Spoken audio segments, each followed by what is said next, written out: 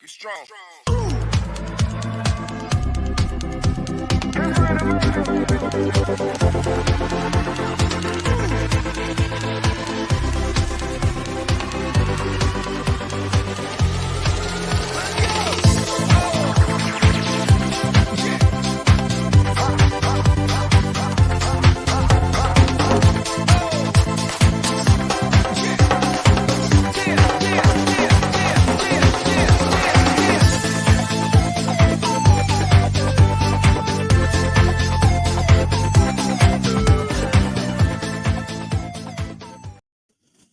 Well, a very, very happy Tuesday. Good morning to everyone. Welcome back to the TNC Sports Talk and listening to the TNC Sports Talk YouTube channel.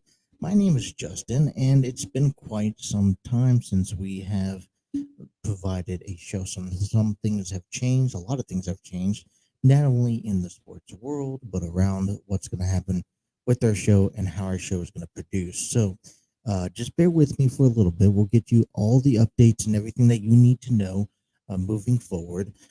Good morning to everyone. Happy belated 4th of July. Hopefully, everyone has had a good weekend wherever you guys were at, celebrating Independence Day. Hopefully, wherever you guys were, you guys were safe.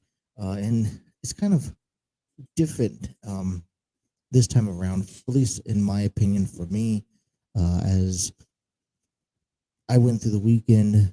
There was a lot of. We'll get to the weekend here in just a moment, but there were having 4th of July on a Monday. I had off work, which was nice, and I was able to enjoy it, relax. And now I got to come back in and do a week's worth of shows and go back to work. It's just the vibe of taking a couple of days off and then trying to get yourself motivated and energetic back to back into the swing of things.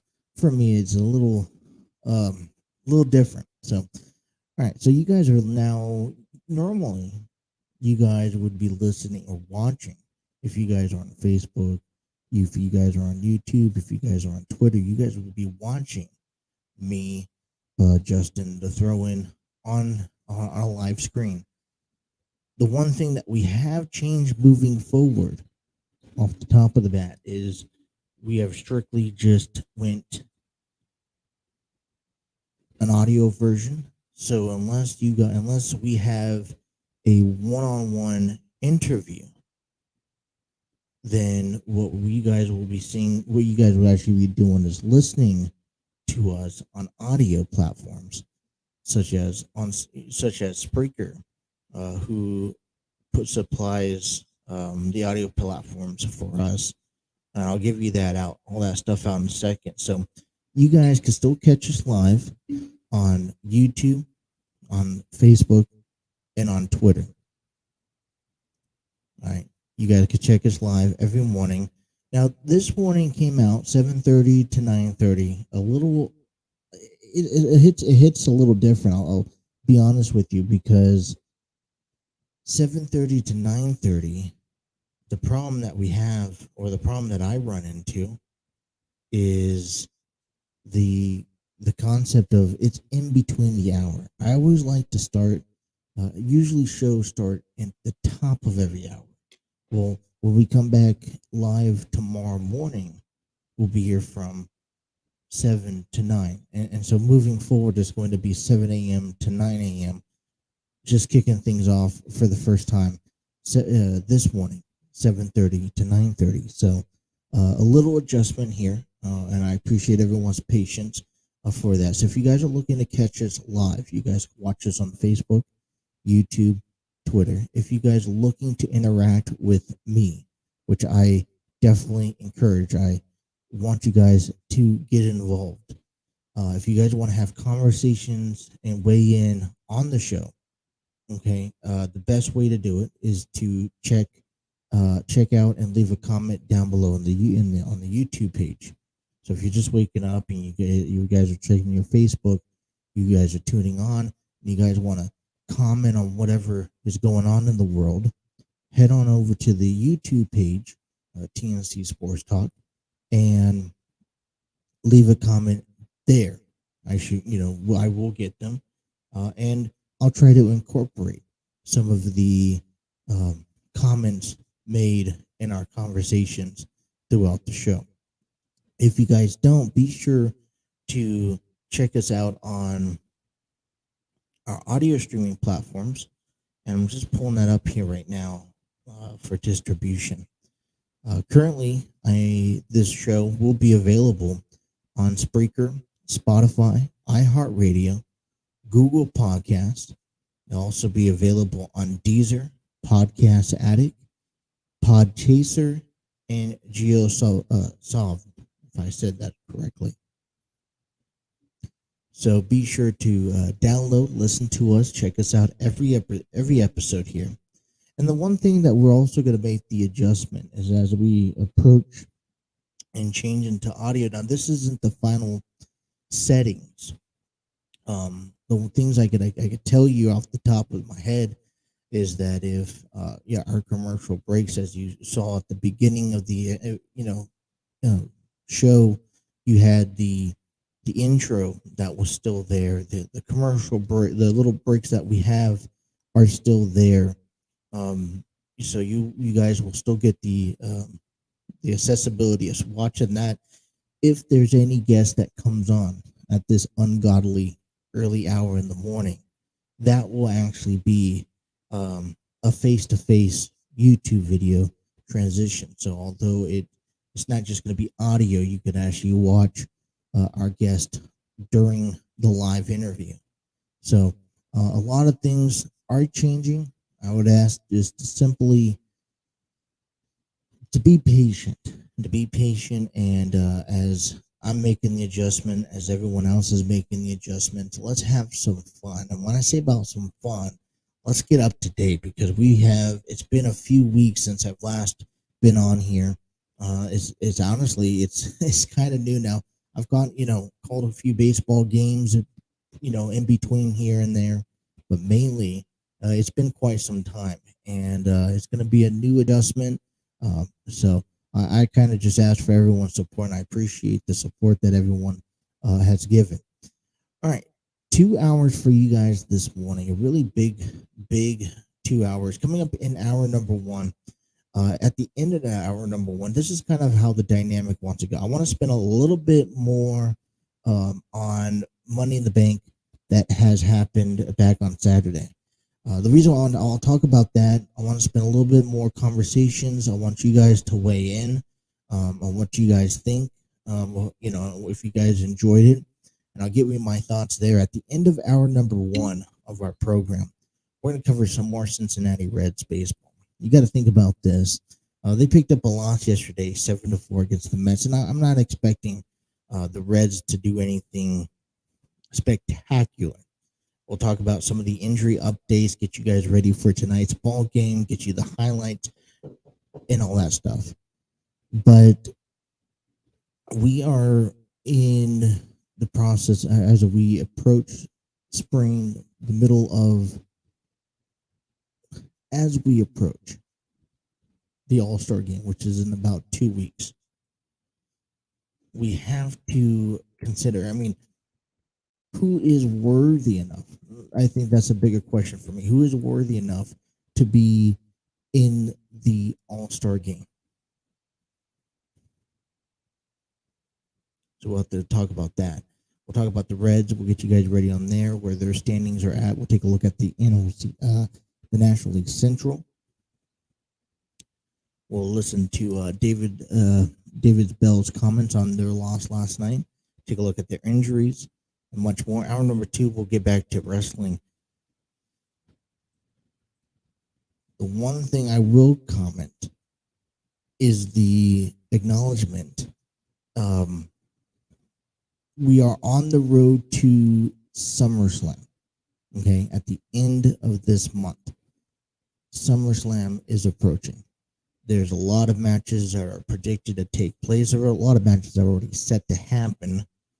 We're kind of start breaking that stuff down. Coming back after our first break in this first hour, I want to heavily talk about the Money in the Bank. I want to talk about the talent that has been pushed through and whether that's good, bad, opinionated. You got the key things that took place and that highlighted in Saturday's Money in the Bank. Now, for me, I was actually a little distraught. I don't know about you guys. When I was heading into this weekend, I had the notification of, okay, I'm going to be calling a baseball game on Saturday. And in the back of my mind, even though I kind of knew this months ago, for me, I was to the understanding, was just fixated. I'll put it that way. I was fixated that there were teams that Money in the Bank was on a Sunday. I'm so used to and I'm so prone to watching WWE pay-per-views, premium lives, whatever you want to call it, on a Sunday. Other than the side point of maybe SummerSlam and WrestleMania that moved to 2 nights. I have still yet to adjust to the whole Saturday weekend programs that WWE has put on. And so I have some thought, and so as I was getting ready for the baseball game that I called back on Saturday night between the Arizona Diamondbacks and the Colorado Rockies, and you guys could check that out, and I appreciate that. I was also having I was like, oh, in the back of my mind, Money in the Bank was on. And it was a little, and I don't know, maybe because it was 4th of July weekend, I don't know not necessarily what was going on for me, but there was a little off-field vibe. Maybe it's because of everything that has taken place with the McMahons, with the WWE over the past, month. And just for me, for some reason, I was just distraught. I was just not myself. I was actually not into it. I called the game on Saturday night, went to bed, woke up Sunday morning. The first thing I tuned on is the Money in the Bank. And it really shocked me to see the outcomes of some of these matches. And we'll get more into that here in our next segment.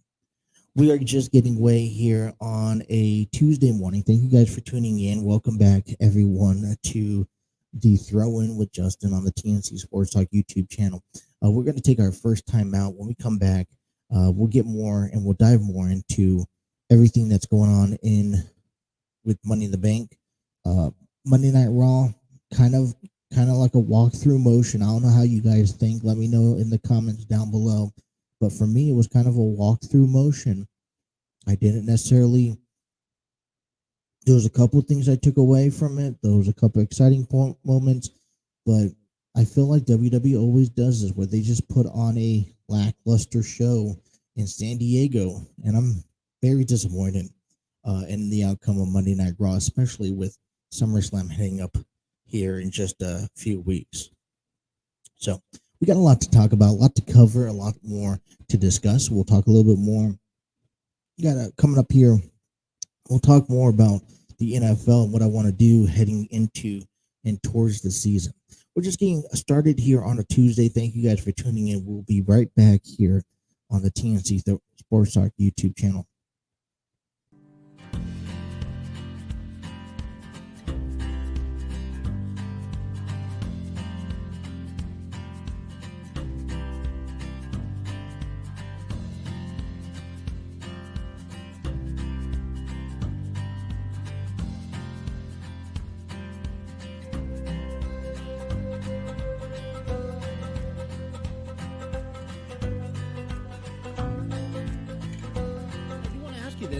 You see some of your colleagues, other talented superstars in there, the Swinger getting other promotional stuff going on. You're seeing, Nikki Victory just a couple weeks ago, right? At the beginning of the year, she had her an opportunity match up there in AEW Dark what type of motivation does that bring you working for, like, being part of NWF? Hey, they're looking at us and they're giving us opportunities to move forward. Right. No, it's very motivating to me. It's great that I see my colleagues and my friends succeed, because if they succeed, we as NWF succeed. That's what I've always been taught, and I always believe that. Yeah. With that being said, I want to succeed also for myself. You have, like you said before, you have Russ and Money, Crew, Nikki, all on Dark. You had, Swinger tearing it up right now. You have Flex tearing it up right now. And not to mention all of our alumni, like Jordan Clearwater killing it in NWA. It's very, very motivating to me. Star Rider and OVW, the list goes on and on and on. And it's very, very motivating to me because a lot of those guys have no more than a couple of years on me. So to think, like, holy Right crap. there. Yeah. Like, the Swinger has like 3 or 4 on me. Swayze has like 2. Ryder has like 2. Nikki has like a year and a half. Like, so like all of them are like very, like, we're all very similar. Not similar, but like we're all in a very close time frame in terms of experience and stuff like that. So it's very motivating to me to think that, like, again, going back to that proverbial brass ring, it's right there at my fingertips. And to go back to the Mount Ora match this Saturday, maybe, and I'm treating this match as my launching point for, I don't want to say bigger and better things, because NWF is big and it is great, but to more opportunities, let's say, for other.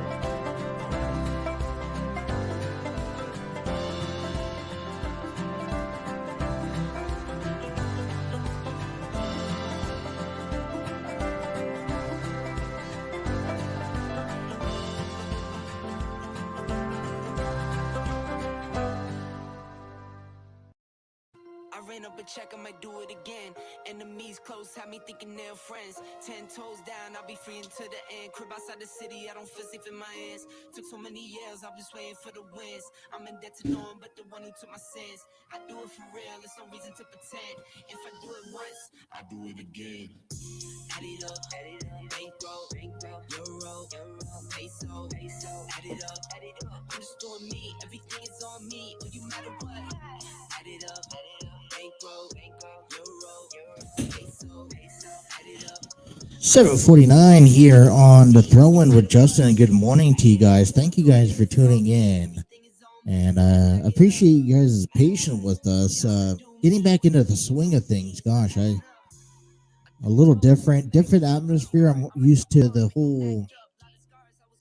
whole idea of having a camera in front of me and talking to the camera, and now it's adjustment, because now I don't have to have that camera on there. I know it's probably maybe not ideal for most people who are watching me on YouTube, on Facebook, on Twitter, but you guys could catch every episode thanks to Spreaker. Okay. And we talk about Spreaker here. I kind of want to just once again go over the platforms that you guys could currently listen to us on. This episode gets uploaded right after the show, probably within about the hour, so you guys could check it. If you guys wake up late, don't miss any single second. What I like about the early warning stuff, I'll get into that really quick, is I really enjoy the whole morning segment, besides just the fact of waking up. I think that's the only thing that I'm not comfortable with. But you think about this, I really enjoy waking up to people in the morning, and being, if you guys want to listen to some sports, you guys this is the first thing you guys could wake up to, getting ready for work, or as school gets back in session in a couple of months, you guys could wake up getting to school. And just tune in, let's listen to some sports. There's a lot of people out there that, does, very similar things that we're doing here. And, we just bring a different dynamic, a different opinions, the point of views, and we'll get into those in a moment. But if you guys are wanting to download us, take us on the road with you. I know for me, because this isn't my only gig, I go to work on a daily basis, and I like it because I get to do the show first thing in the morning, and then I get to go out and do a kind of like a 9 to 5 job, but later in the evening. But I put in my headphones and I listen to podcasts quite often, and I quite enjoy it. But if you guys are tuning in, you guys want to take us on the road with you, you guys can listen to us and grab us on Spreaker, Spotify, iHeartRadio, Google Podcast, Deezer, Podcast Addict, Podchaser, and like I said, I'm going to butcher this one, but is it GeoSov? I'm just going to laugh at that one. And talking about Spreaker for a moment, I want to give a shout out to our good pals that I know with Armchair Booking. If you guys are if you guys want to find other wrestling podcasts, all right, Armchair Booking is a really good, very well knowledgeable. And I tell you guys, I met one half of this team, and they just celebrated a year with Dwaylen. And it's a team of Steve Barber, Dwaylen Davis, and they do podcast. They're actually, you can check the Armchair Booking out on Facebook, YouTube as well.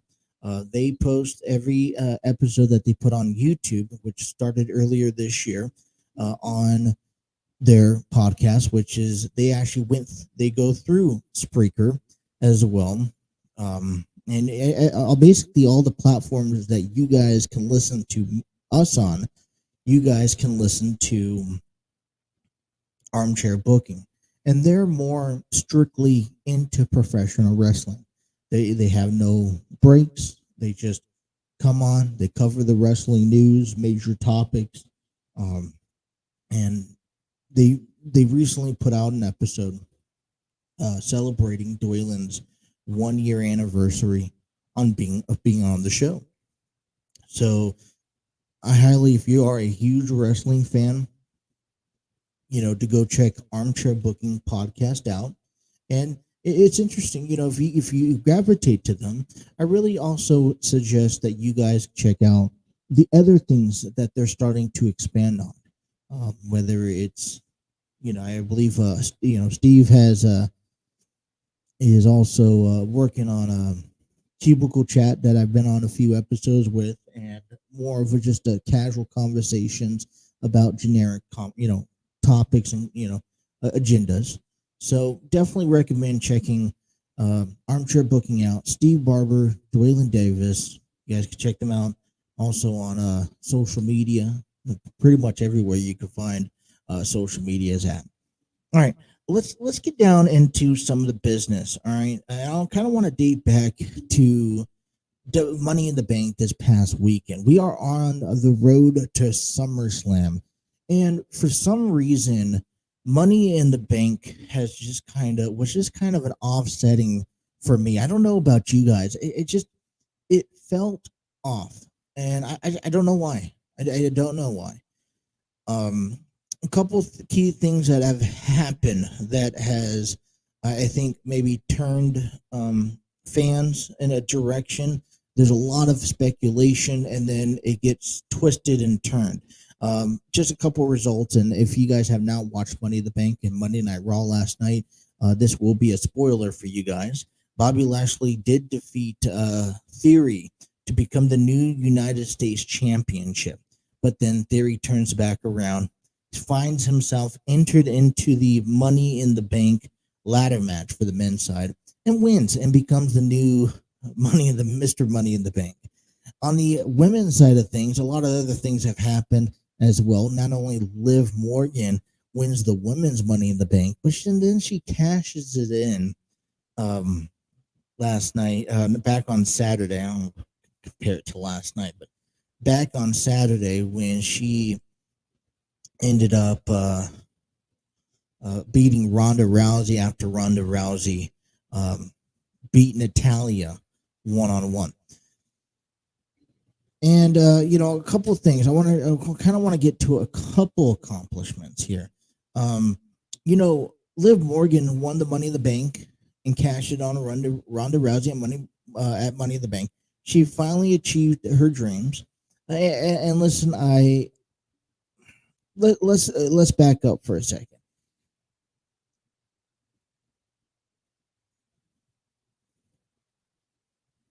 Here is a good achievement, and this is actually posted on our Facebook page, the TNC Sports Talk Facebook page.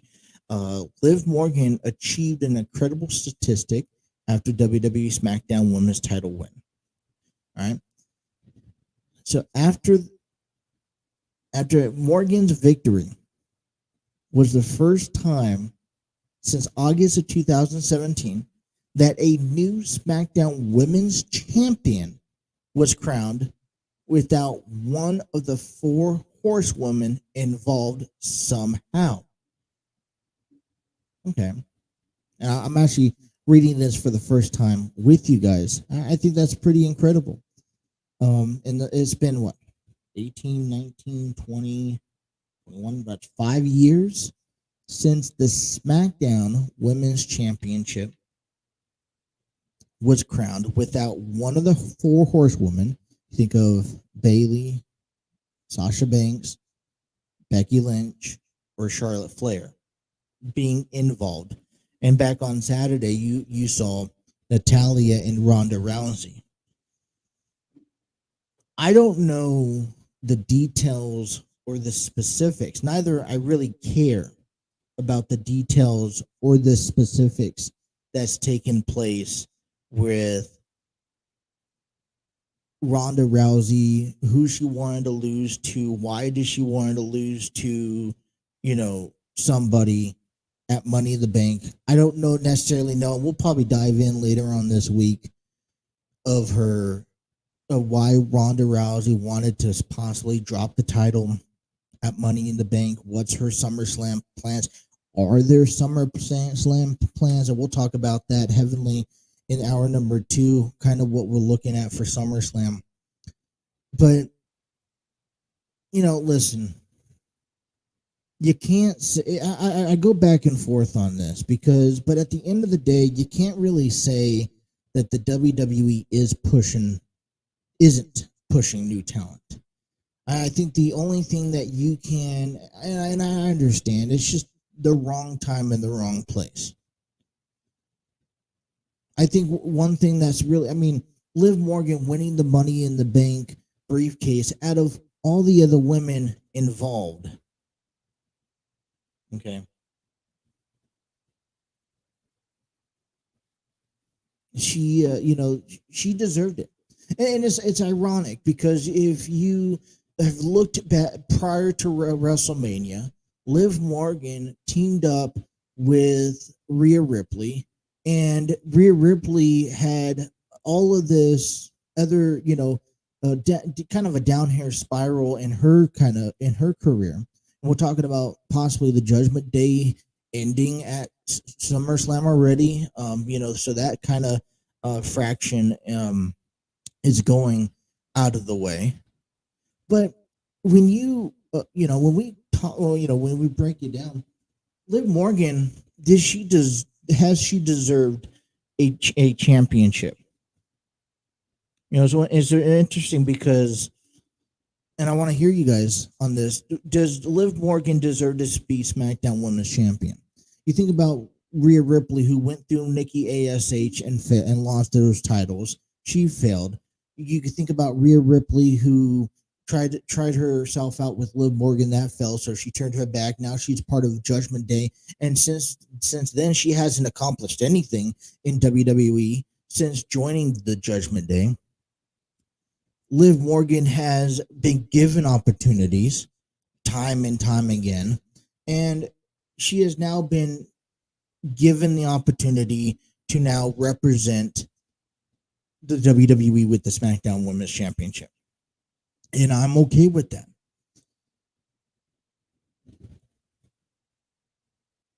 I think for me, I was going around, I was taking notes about this.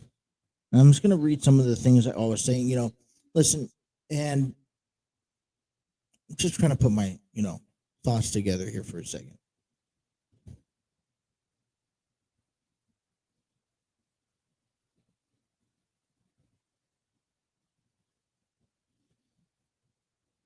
I am ultimately concerned with Liv Morgan becoming SmackDown Women's champion because although this is a very big win for her, okay, and this there's two elements that we'll get into that really focused about who Money in the Bank was around.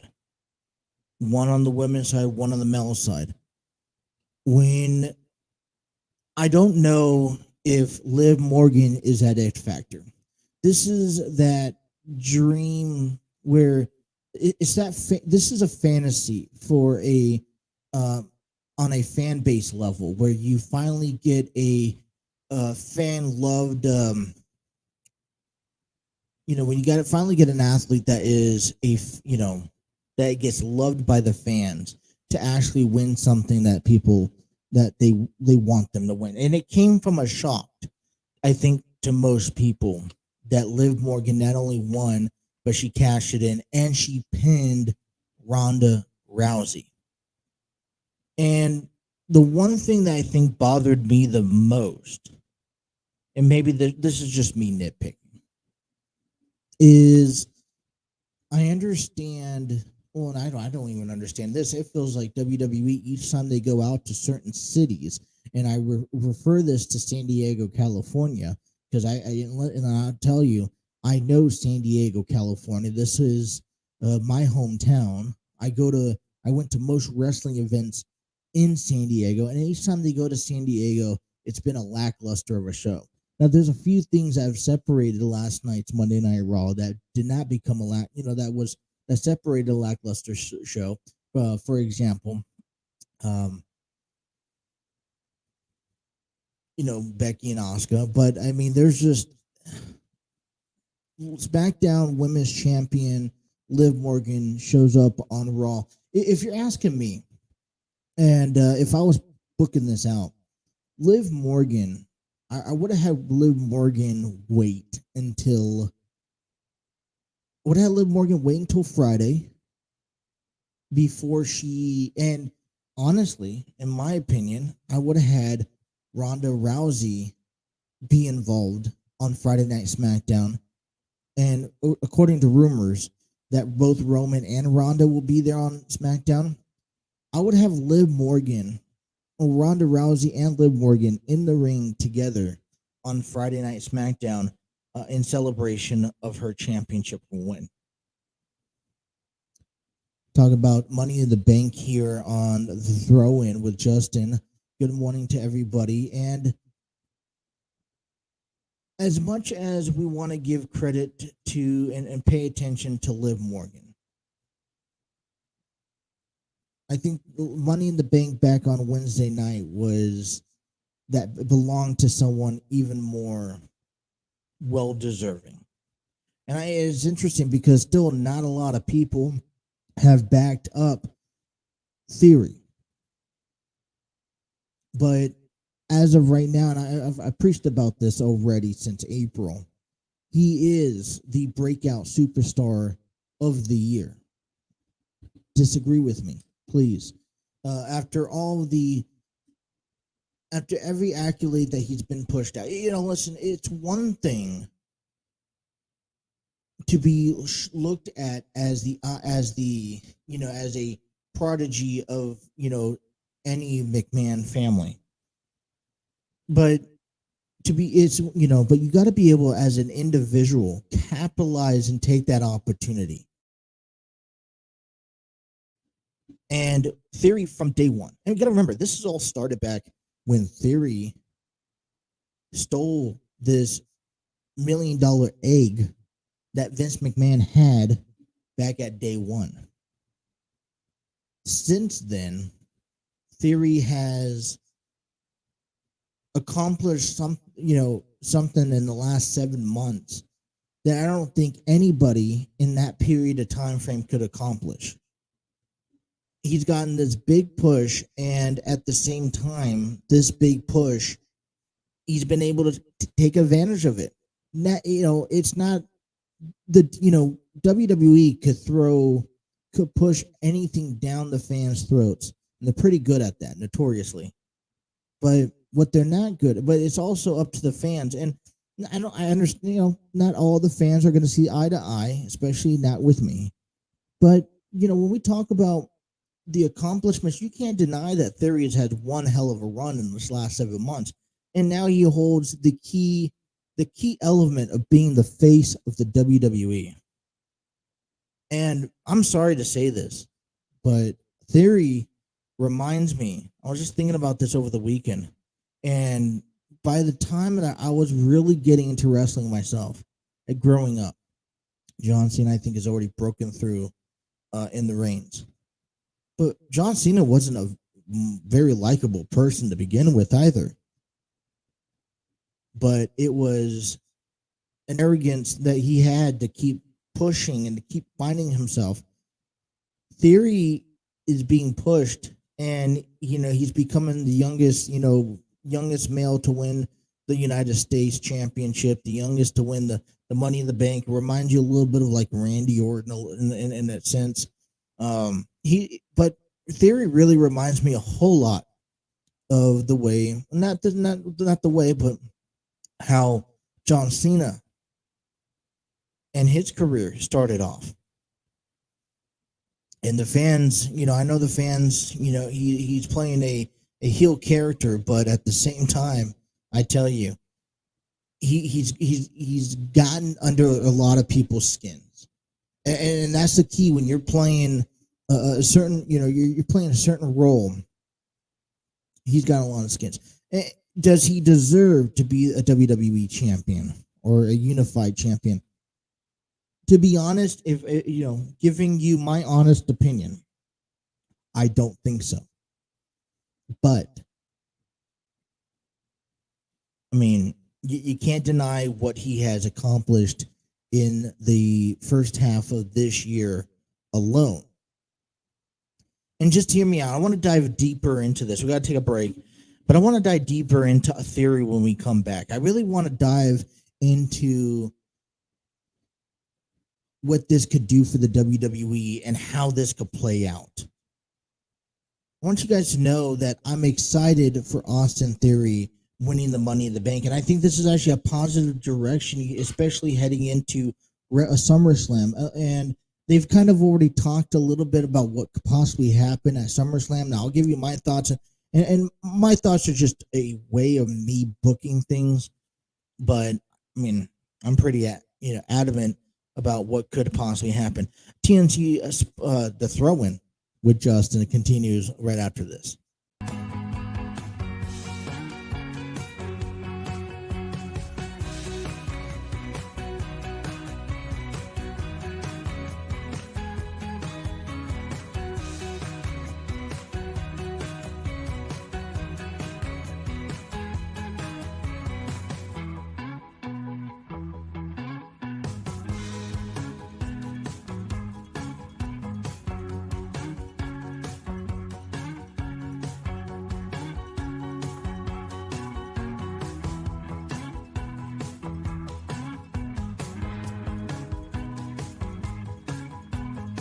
I've been a writer in magazine land for 25, 30 years, mostly in the audio and video production space, doing monthly magazines, columnists, that kind of thing. This is my first book. Basically, about a year and a half ago, we were searching through one of our houses, and we came across a trunk, and inside were old clippings from the 1920s, pictures, all kinds of stuff. My grandfather basically lost both of his arms in a streetcar accident when at the age of 9, and taught himself how to play par golf, and traveled the country in the 30s and 40s doing positive thinking talks, long before the power of positive thinking and those kind of things became popular. So he used golf as a way to reach people, and was responsible too for helping pass some of our laws about disability people and giving them the rights that they deserve. Yeah. So it's an interesting story.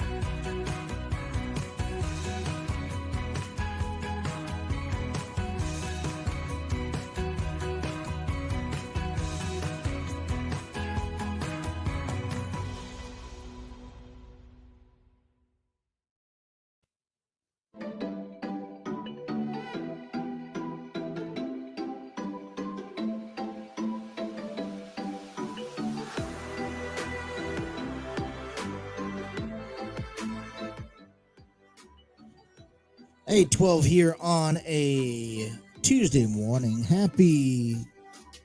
Very happy Tuesday. What do you guys do on the 4th of July weekend this past weekend? You guys check some baseball out? You guys probably watch Monday Night Raw. You know, where I live, there, I'm still acclimating myself to everything that happens out here in this area. So I came from San Diego, California, and they're more strict on the rules and the regulations and what they want, what you can and can't do, and you can't set off fireworks. That's one thing that they're very adamant about. In Cincinnati, in Ohio, and in Kentucky, there's fireworks everywhere. And I'm talking not the firecrackers, the ones, like the pooping snakes or the pigs and the little firecrackers you get on the floor. I'm talking about the big fireworks.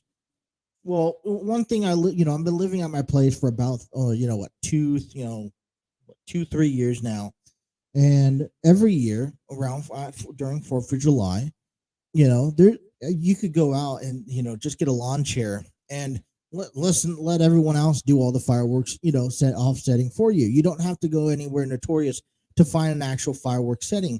I mean, and they run until 1, 2 a.m. in the morning. And I'm telling you, it's pretty bad out here where I'm at. And it's a nice community. And, it's just, you look to the left, you see fireworks off in the bushes, and then way back.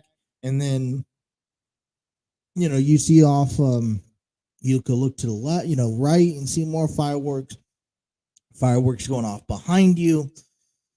And I'm always worried. And I hope everyone who is setting fireworks off are, very respectful. I don't think anyone's really had negative experiences. I would hate a tragedy because someone was being stupid and or being not knowing what they're doing, and they're setting off their fireworks prematurely. So hopefully everyone was safe this 4th of July weekend. And it's fun, it's interesting because it's not out here. It's not just one day. They started back on Thursday night into Friday, especially Friday, and then a lot on Saturday, a lot on Sunday.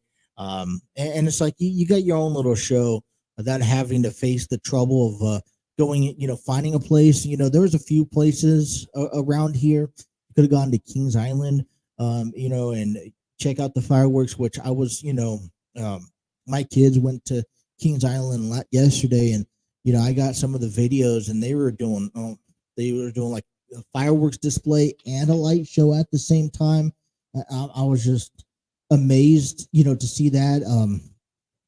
I know I'm planning on going this weekend, hopefully, depending on how my work schedule goes. But I mean, instead of having to fight the traffic, having to fight the hassle of people and especially getting home, I think that's probably the biggest. It's like, all right, you spent all this, this entire day at this, big crowded area. You had to fight for parking, fight for your spot. You enjoyed yourself, and then you got to get, it takes hours to get out of those locations. And I'm just, oh gosh, we're going to push back to the Cincinnati Reds highlights up until the beginning of the top of our hour number 2. I kind of want to continue and wrap up what is going on, with Austin Theory. Now, I'm a firm believer that Austin Theory is getting, it's obvious that he's getting a push, that they're pushing him to be this new face of the company. You think of everything that he has accomplished in the last 7 months from facing Brock Lesnar. It's interesting because he's made it certain that whoever is the last man standing at SummerSlam between Roman Reigns and Brock Lesnar, that Theory would be cashing in his Money in the Bank contract. Now, I think this is an actual good thing for the WWE. I think you could look at this in multiple directions if you want to. One thing that I've been proclaiming quite often is that Roman Reigns and the Bloodline has been dominating WWE for the past year and a half, and rightfully so. I'm not questioning that Roman Reigns isn't there yet, but I know the WWE's routine. There's a reason why Roman Reigns has not been in competitive action for months, and it's not just about protecting, their prized possession here, their the it factor, the face of the company right now, because with or without that championship around his waist, and I've heard this before by many others, the face of the company is your champion. But at the end of the day, with or without Roman Reigns having that those belts around his waist, he is still technically the face of the company in the WWE. He's the biggest asset to the company right now. And there's still, the problematic of Roman versus The Rock at WrestleMania. I told you two things that need to happen. Roman Reigns needs to drop that title. I've been telling you guys that since the beginning of this year.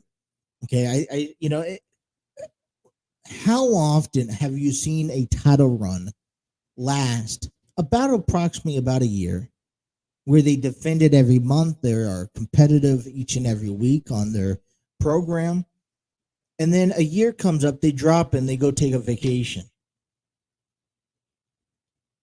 It's been notorious that whoever has that champion, reign, takes the reign and competes for a couple months, drops it, and then takes a vacation. They've done their due diligence. They've done their job.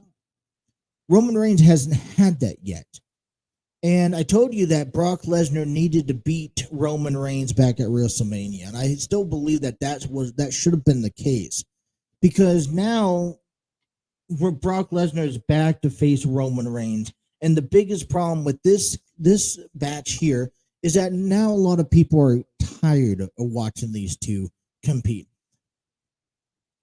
When in doubt, put Brock and Roman together. At the end right now, that's the biggest money-making match in the WWE.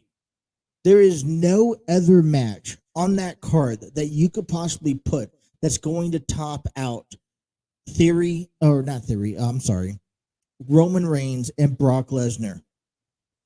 Please, I want someone to give me a match that can be better than Brock Lesnar and Roman Reigns. When in doubt, put Brock and Roman in a match when you need for whatever reason. And that's why this feud works, and that's why they keep this feud open. But here's the thing. Roman Reigns has not defended that title since WrestleMania. Roman Reigns he's only had one match, from my understanding. Yeah, one match since WrestleMania, and that was a 6-man tag match at WrestleMania Backlash. And so this entire time, for the past 3, now 4 months, this unification title belt has been unutilized.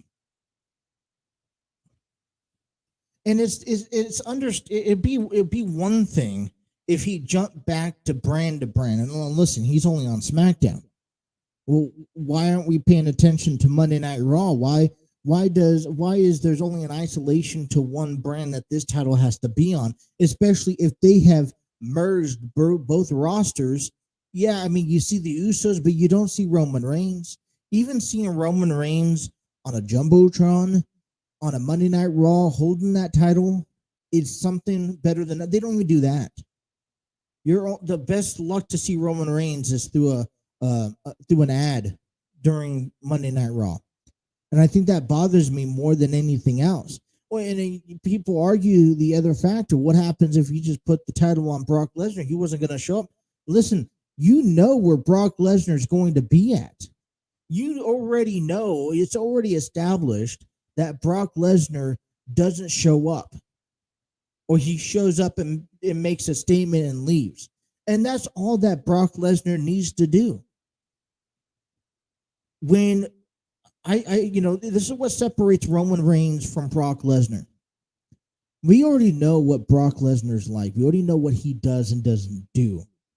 We already know that Brock Lesnar is a man who wins the title. And I mean, listen, has he not deserved it? Can he not come in, win a title, and move on? And when a challenger is worthy enough to be facing him, come out of hiding? At least you know where that championship is, and you know Brock Lesnar's still with the WWE, and you know where he is at. Because the last thing you want to do is lose Brock Lesnar. Roman Reigns needs to get his head on right for WrestleMania next year, because there's still a possibility that, and a lot of people are still talking about it, that Roman and The Rock will do battle. Well, here's a perfect scenario for me.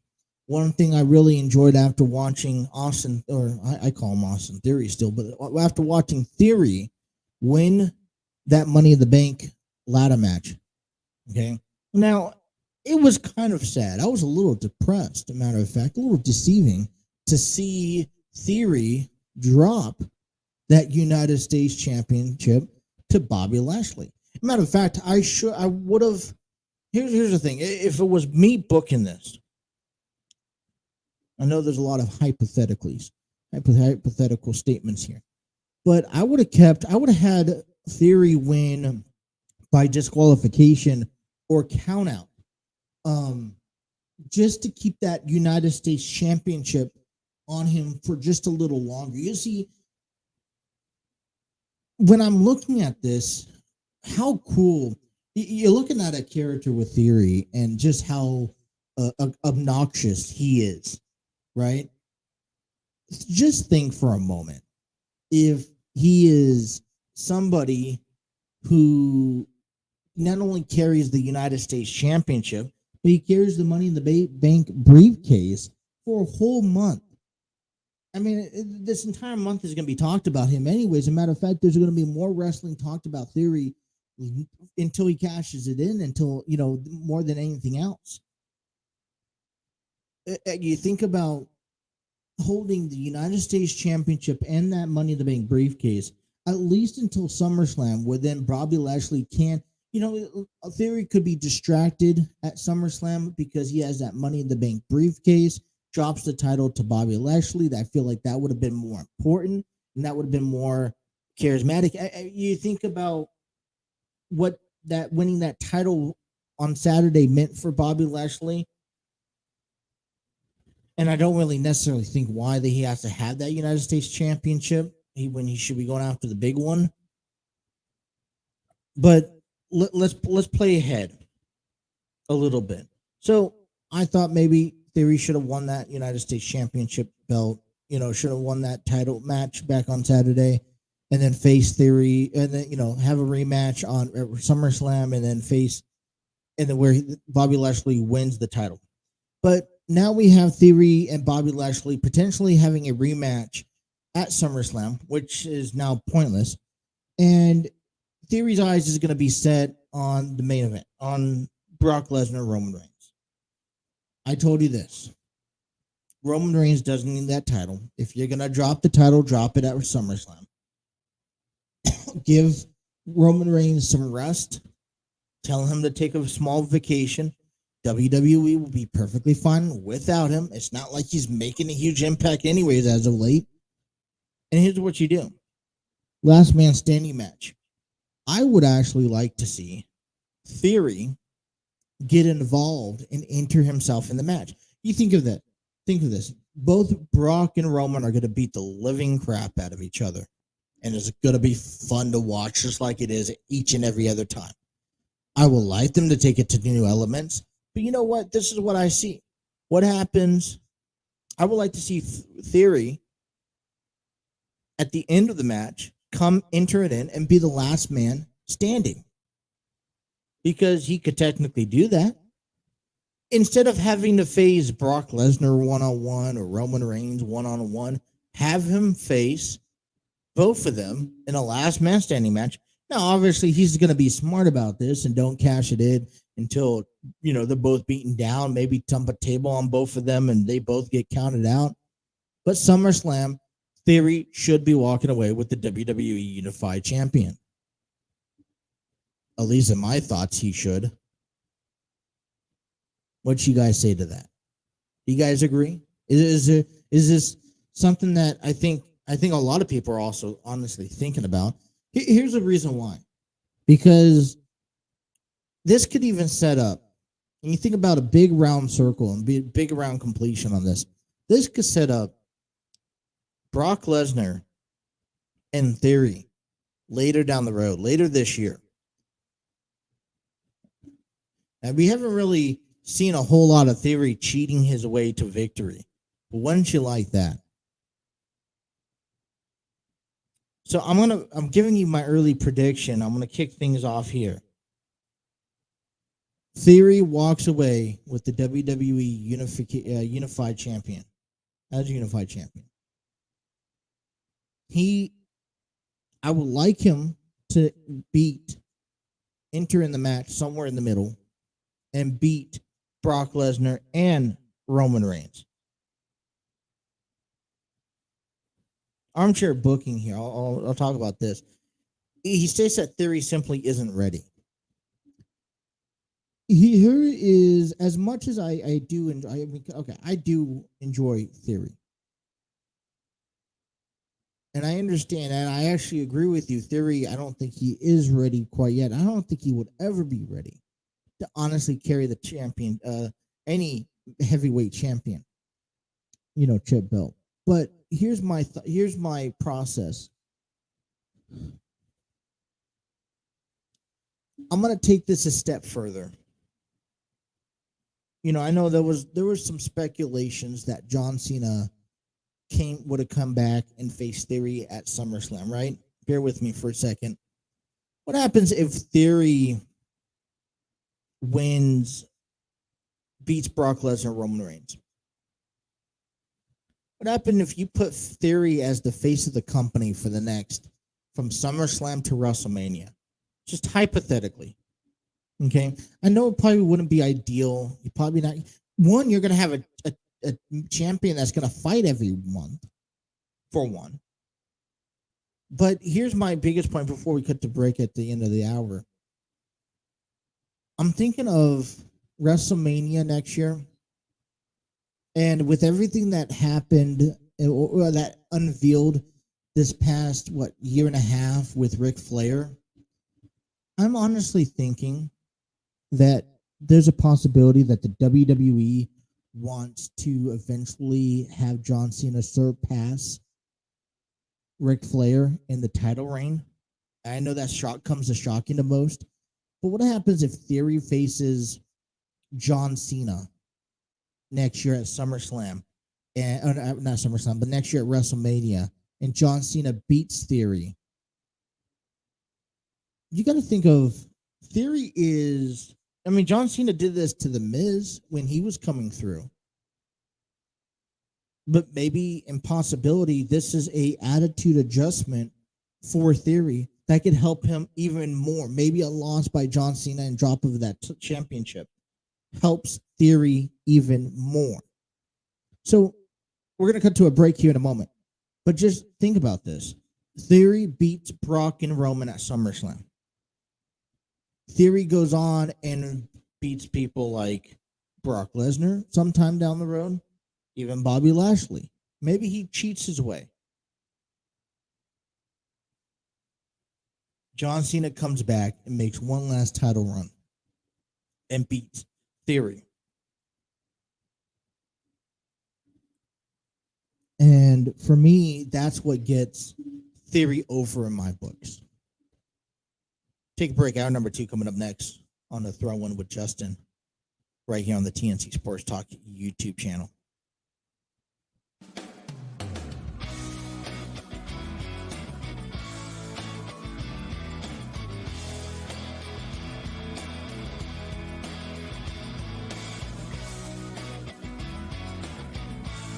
Take us back, and maybe in more of a comparison to how wrestling was 15 years ago today in training than today, what you see today in training was.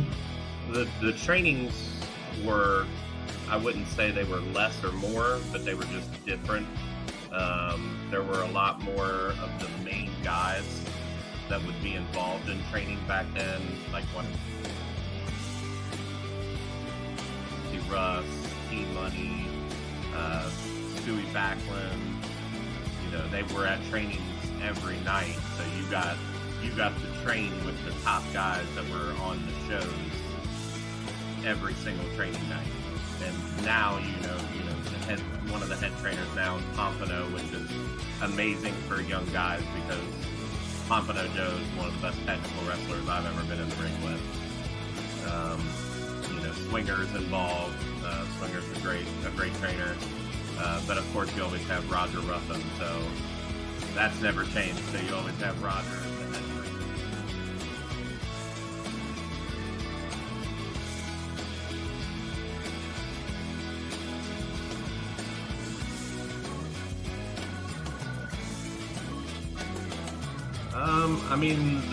Obvious goal. I've never held a singles title in the NWF. I was a tag team champion for 1 week. 1 week. Yeah, 1 week. But I've never held singles title in the NWF, and that is something that I do want to accomplish before my time is up. Other than that, all of my goals were to be in the ring with the guys that I looked up to when I started. And this year, I actually finalized that with Nasty Russ, getting to be on a team with him. And I'm sure the favor now is in return. There's going to be a lot of people that's in the, Bone Crushers, working to look up to you and wanting to be in the ring with you at some point. Also, hopefully they get a chance to do that. That would be amazing if that's something that someone comes up to me and says, I really want to share the ring with you. Like, obviously that would mean a lot to me, but I'm just a future star like everybody else. I left the company, I came back as a future star, and I feel like it made my career better going back through the future stars, because I wasn't really doing a very good job before I left, and I got to come back, and I feel like I just started fresh, and now I consider myself one of the top future stars, but there's definitely some guys that I want to face.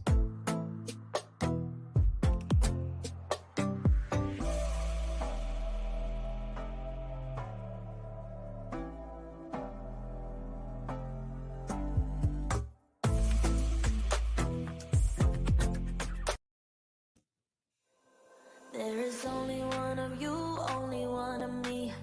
There's a million of those who won't let us be. But they're not gonna see me bleed. Cause baby, I got you. I've been beaten to the ground, dragged across the dirt. I've been scared to live cause some people never learn. The throw-in with Justin is given to you thanks to StreamYard, where you can create your podcast, YouTube videos, host virtual business meetings, and conduct your interviews. Try out the free version today at StreamYard.com. Hour number 2 here.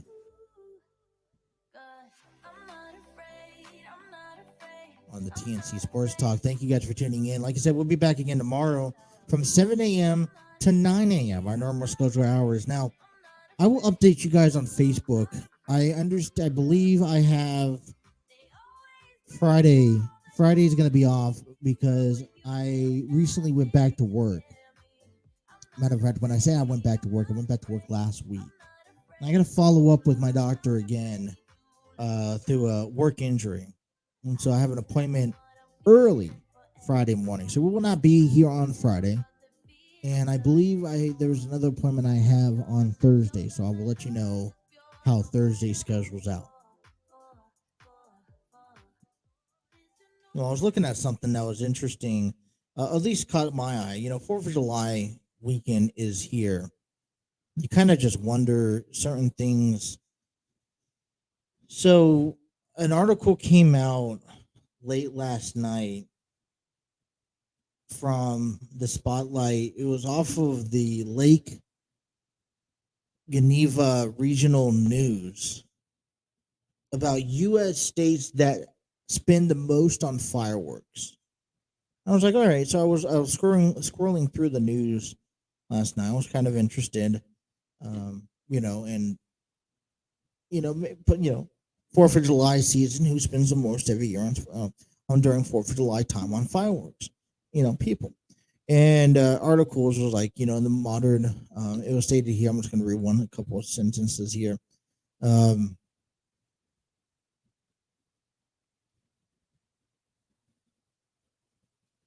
Okay. So it says here, in the modern day, U.S. Consumer fireworks are $1.9 billion is a $1.9 billion business. It also said it revenued about $262 million in 2021. We're looking at so far, this was 2021's based off of last year's. So you could actually find this on the TNC Sports Talk YouTube channel. I'm just looking at this real quick while I try to tell you here. But fireworks spent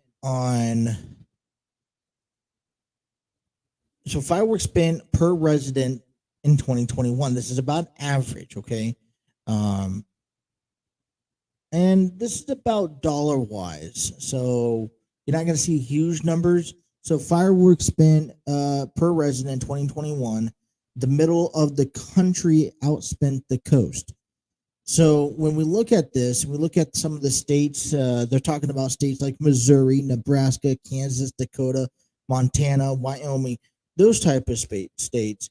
The population's density is the lowest, and it's ironic because they're also they have the higher per person spending on fireworks. So when I first look at this, I was like, all right, so what are these really numbers? So you're looking at, like, for example, Ohio, 0.37 cents. Now, if you take up every resident in the city, in the state Ohio, and you add up you calculate up and you add up all the fireworks sale, and then you divide that by how many residents, well, blah, blah, blah, whatever the case may be. It's 0.37 cents per resident that spends on fireworks. Now you're like, okay, well, that's not really a big deal. 0.37 cents is not that bad. Kentucky is $1.72. All right, that's still not that bad, right? And I mean, you take a look at some of these states. Oregon, 52 cents. California, 53 cents. You think about that because of the laws out there, and they're not really allowed to really spend much on fireworks. You're taking a look at Nevada, $4.19 on fireworks. Things like Texas is 99 cents. You get into Missouri, $13.36, the most ever spent, at the highest. And I want to say you got South Dakota. Okay, South Dakota is $10.87. while North Dakota is $4.13. Kansas, $8.08. And I'm like, that's per resident. So like I said, if you added up everyone, and then 3 states saw fireworks spending increase more than 5 times since 2008. States with the largest increases of fireworks spending since 2008, 13-fold increase comes from Nevada since 2008 to 2021. Georgia comes in second with 10-fold, and then Arizona was 6-fold. South Dakota's catching up pretty quickly there. I just thought that was interesting to see per person an average for the nation since 2008. Okay, back in 2008, it was about maybe 60 cents per resident for fireworks. $1.41. And you kind of think about that. That's not really a lot of money per person, but you add just add that up per how many people live in Ohio, and you sit there and then you add. Let me get the Ohio number. You sit there and add 37 cents. I kind of want to do that math now. We're doing math here on a Tuesday morning.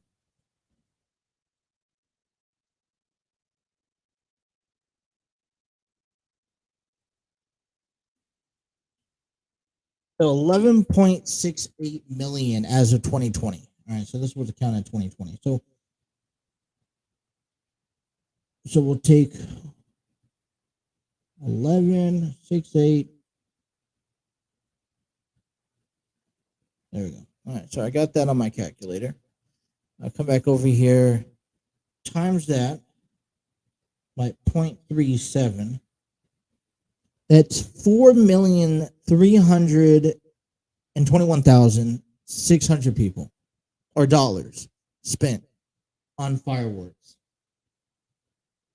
in 2020 alone. Well, and that's just an average compared to last year. Here's a good one.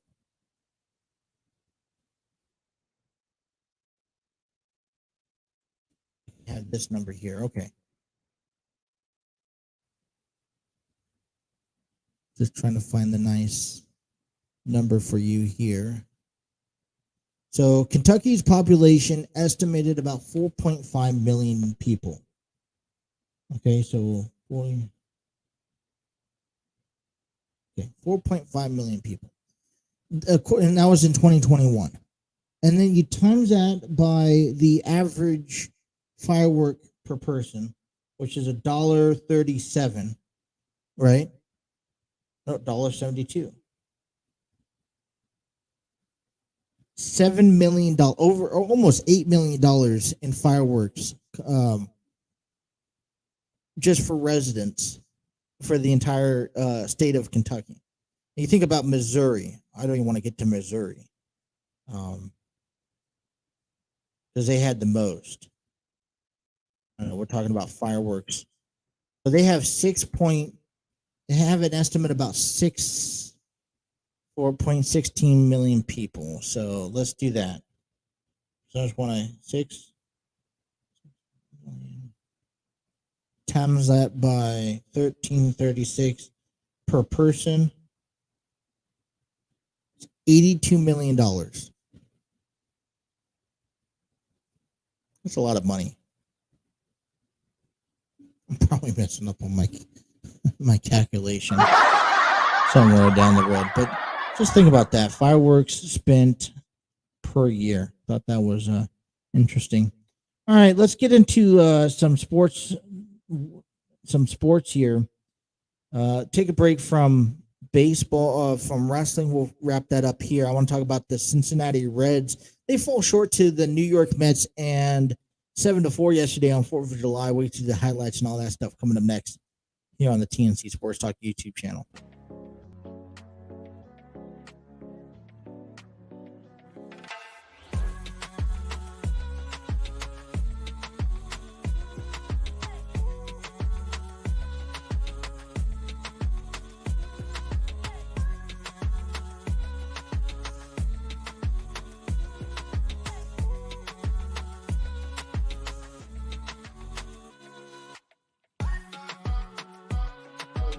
the most difficult thing for you to get into wrestling? The most difficult part getting into, or to become a wrestler? The stage fright was a big part for me. As back then, I wasn't good being in front of people, and over the years, I've kind of gotten more relaxed with that. But when I first signed up, and your promo day and your first day of training, you gotta cut a lot of promo. Yeah. I didn't do even in front of just the other wrestlers was very hard for me to do.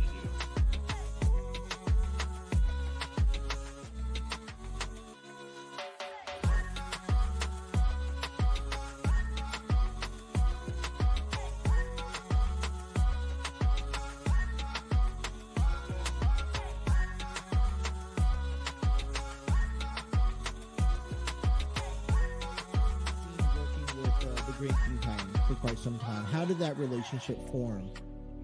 Oh man, that relationship goes back. It's actually funny because that Walton show that I went to as a fan, I was sitting in the front row and got a picture of me while sitting at the show, and Titan was in front of me, and that was my Facebook picture. And he always gave me crap about being a mark and having him as my profile picture as a fan. Yeah. And I feel like that's what really started our friendship. And he's just always been my closest friend. Like there's no one that I would call before him if I needed anything.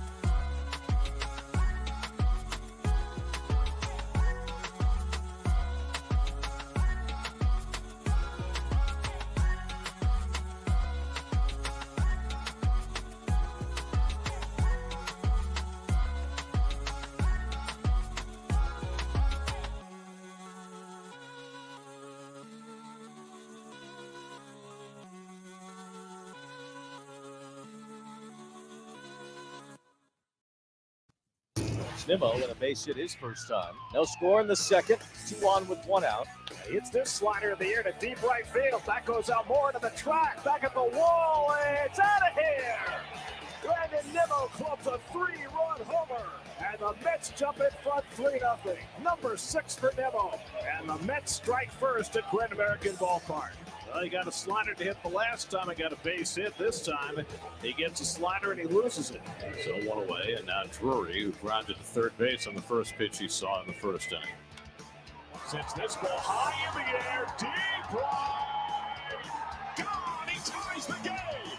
There's a slider. Look at the location of the slider. Brandon Drury is not playing. This man is bringing it every day. A new career high, his 17th home run of the season. And now Green set down 10 in a row as he takes on Francisco Lindor, who's been hit by a pitch and struck out. That's drilled to deep right field. Forget that. Lindor gives the Mets the lead. He cranks one into the seats in right field. Number 13 for Francisco Lindor, and it's 4-3 New York. I mentioned earlier, Lindor has crushed the ball here at Great American Ballpark, getting back to his days in Cleveland. That was a no-doubter off the bat of Lindor's 13th home run. McNeil with a single and a strikeout so far in this game. First pitch, McNeil hits it hard, right side, a base hit. Clean line drive single to right for McNeil. And the Mets have their leadoff man on here in the top of the 6th inning. First pitch to Canna. That's lined down the right field line, and Canna has a base hit. That's a fair ball as it hits the chalk. McNeil goes to third. Canna pulls in at second base with an opposite field double. That ball barely stayed fair as it faded toward the line, and Canna's got his 6th double of the year. Dom is 0 for 2 today, a soft line drive and a strikeout. High drive, center field, pretty deep. Senzel going back, still going. It's over his head. It one up the wall in center field as McNeil scores. Canna rounds third. He comes home standing up. Dominic Smith delivers a 2-run double over the head of the center fielder Senzel. And the Mets get a couple of insurance runs here in the 6th inning. Francisco Lindor leads off in the 7th. 3 on the right side against Lindor. And Francisco takes one the other way toward the left field line. That's down for a base hit. So Lindor has his 2nd hit of the day. He's aboard for the 3rd time. Mets have 9 hits on the night, so 2 out. Lindor still at second, and here's Escobar. He's got 0 for 3 today. Escobar line base hit left center field. That will score a run. Lindor trusts to the plate. Escobar digs for second. The throw into second base is in time. No, he's safe. Somehow he avoided the tag. It's an RBI double for Escobar. And the Mets have a 7-3 lead.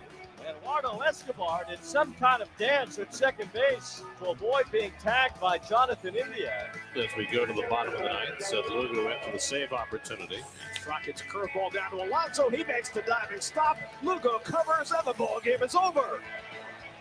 Lugo gets the save for Taijuan Walker. Brandon Nimmo with a 3-run homer. Lindor with the go-ahead shot. And the Mets take the opening game of their series in Cincinnati. If Mark, Mr. Carter. All right. There we go. All right. So nothing really too exciting happening with the Reds last night. They fall short once again to the New York Mets. I say this is the first time. They moved to 27-52. The Mets moved to 50-30. Mets remain first in the NL East as Taijuan Walker picked up his 7th win on the season. His ERA moved out to 2.86. Hunter Green picked up his 10th loss of the season. He went 5 1/3 of an inning, 7 hits, 6 runs, 1 walk, 5 strikeouts, 2 home runs allowed. Things just didn't look good. Here's the thing. It's been a while.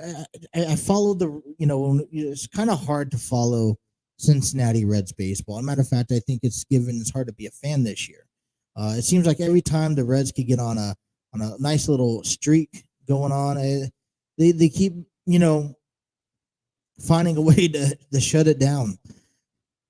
And you're doing it with the lineup with guys like India, Drury, Pham, Votto, Moustakas came in and DH'd, Almora Jr., which, Donovan Solano's in there. I know that the Reds are having problems with their catching. Nick Senzel. You have a solid lineup. Let's face it. Let's cut through the shenanigans there. You have the lineup that you need, and you still can't get the job done. The problem is, and there's days where a lot of this is because of that bullpen. Here's the thing.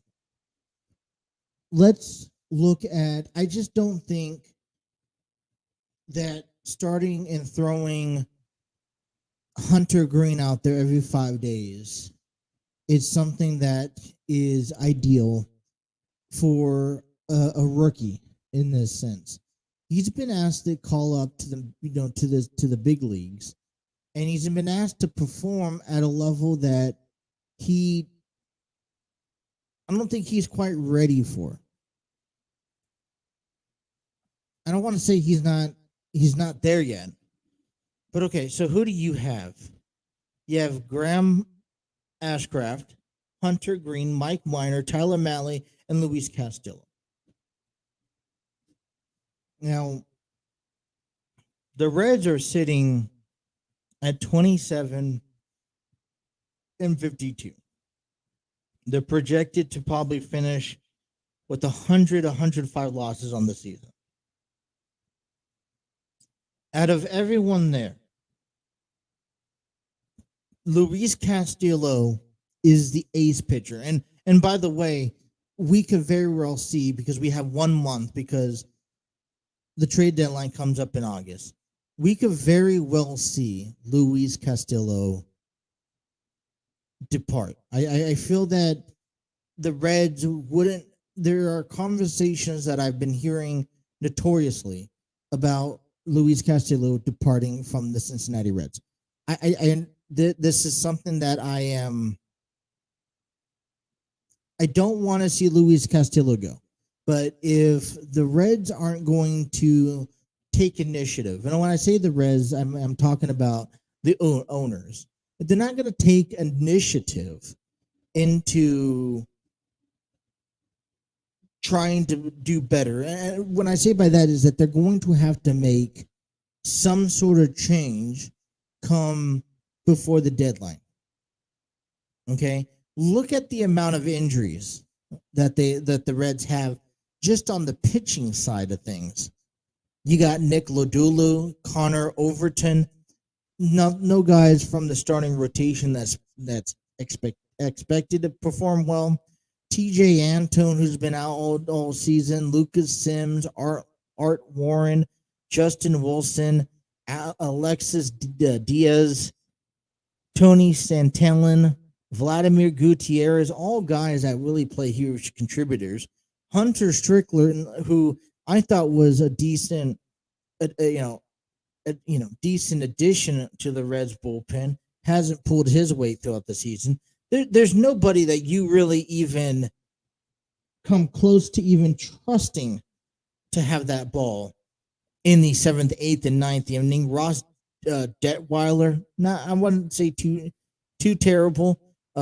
Revere San Martin, no, come on. And then Tyler Stevenson, another guy who just recently went down to the minor leagues back yesterday. He begins rehab assignment at AAA Louisville. He started at catcher for Louisville on Monday, and he takes the final steps before being activated from the injury list. He fractured his right thumb back on June 9th. He's been out of action for nearly a month, probably another couple of days before he'd be back, and that was against the Diamondbacks. Expected to miss 4 to 6 weeks. So we're about at that range. According to Mark Sheldon, he thinks he only gave him 5 innings last night, and then he's expected to catch more. Got Art Warren that was sent down yesterday. Right-handed Art Warren was on the 15-day IL. There's just no establishment for the Reds bullpen, nonetheless the starting rotation. And if you dive into the Reds roster and their depth chart, their offense, listen, I really enjoy watching their offense. They have, these are guys, and maybe because, for me, maybe because I'm so comfortable seeing them. Tommy Pham, Joey Votto, Mike Moustakas. I know Tyler Naquin's out on the 10-day IL. Aquino Fraley is also out. I guess there's guys like Almora Jr. who that should be brought up. Max Schrock. Guys, the issue with the Reds is the bullpen, and it's the starting pitching. You have, you're asking Ashcraft, you're asking Hunter Green. You're asking 2 guys to go every 5 days and give you, 6, 7 solid shutout innings. I know the All Star, week is coming up here in about 2 weeks, a matter of fact. But here's what I would do. I don't know how much longer Nick Lodolo is out, but what I would do is I would actually take Hunter Green and Nick Lodolo and split their series, and so it'd be a back-to-back starting pitching day where Hunter Green will maybe get the first 2-3 innings, and then Nick Lodolo comes out and gets the next 2 to 3 innings. Graham Ashcraft, another thing, maybe pair up with Tyler Malley, or even get a solid 5 innings out of them. They got to work the workload for guys like Luis Castillo and Tyler Malley and Mike Minor. The question is each time, I think that the runs are there. It's more so seeing the Reds, finally capitalize on an advantage. They won 1 game out of the last 2 series. They only won out of the last 3 series. Let me put it this way: out of the last 4 series, from the Dodgers to the Giants to the Cubs to the Braves, They only won 4 times, and these are all 3-game series. They get on a nice winning streak here and there, and then they drop a handful of them, and then they get a couple wins throughout the week. You talk about what's coming your way here this week, and it's a pretty big schedule if you think about it. The Reds have the Mets in a 3-game series. So they will be the Mets will be facing the Reds again tonight with Max Scherzer, which is not another ideal. Now, penciled in is Nick Lodolo, who is supposed to be back. Whether that is the case or not is yet to be determined. I don't see this win coming as of anything here. This may be a series just to forget about. But you got the Pittsburgh Pirates on Thursday in a doubleheader. So you face tonight at 6:40, tomorrow night at 6:40, and then you got 2 games on Thursday, one at 2:10, one at 7:10. And the only thing that's nice about this is to be making up games that was from the delay of the season with the new CBA with the MLB lockout. Then you got the Rays coming home before you take off to the Yankees and you take off to St. Louis. I think anything that the Reds could do needs to get to the All Star break would help tremendously. I know that this is a pretty heavenly stretch, asking to face a 3-game series with the Mets and then also take on a doubleheader before you start battle with the Tampa Bay Rays.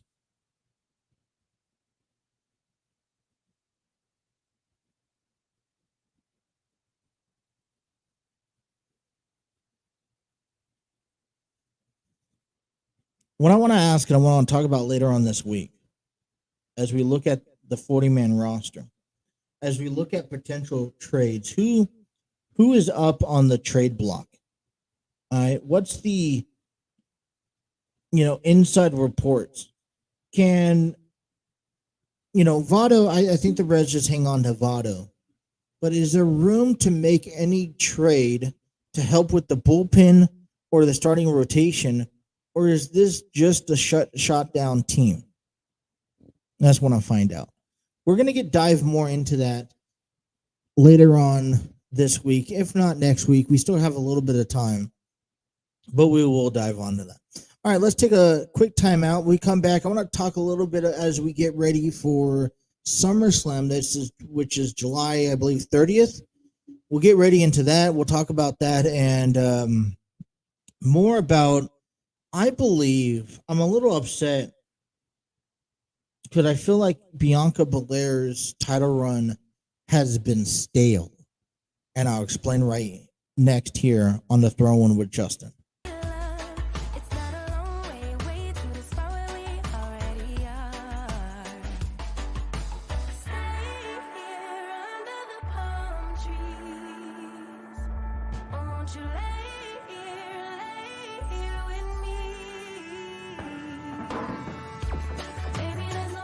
Talents on NWF as you're climbing up the ladder, as you're making yourself a name for yourself in your own rights.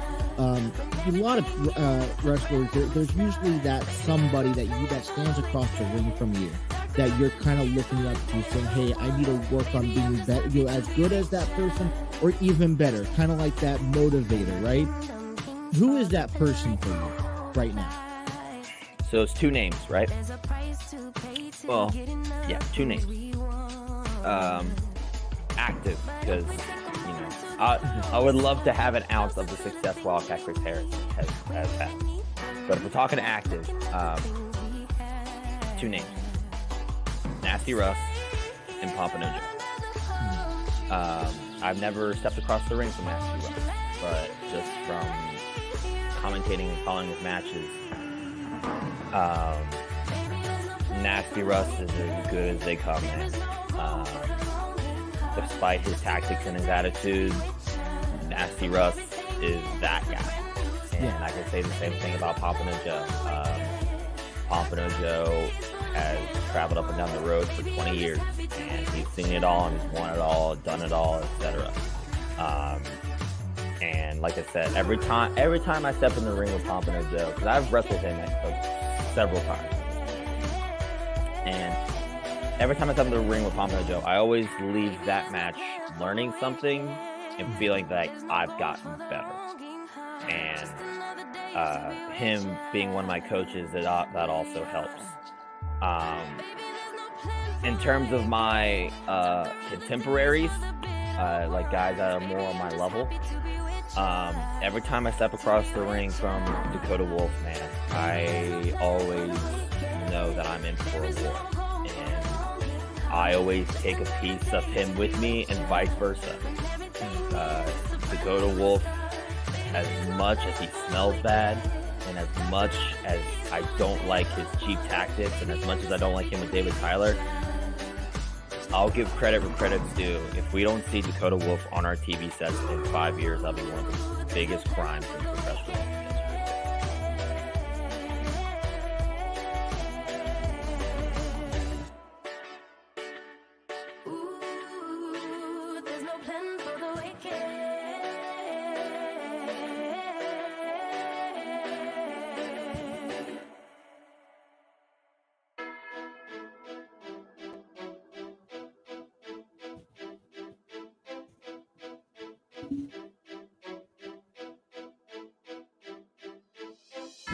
Switch that V6 for the EV. Ride around my city.